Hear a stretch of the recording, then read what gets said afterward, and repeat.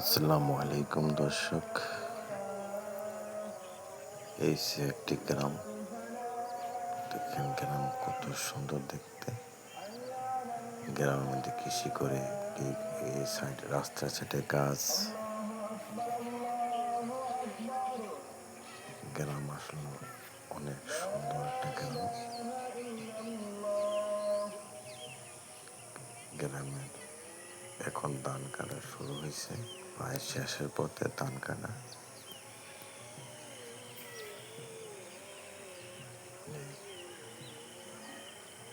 অনেক গাছপালা, বাড়ির আশেপাশে এই যে ধান দেখা যেতেছে, কিন্তু ধান কাটা শুরু হয়ে গেছে প্রায় শেষ পথে।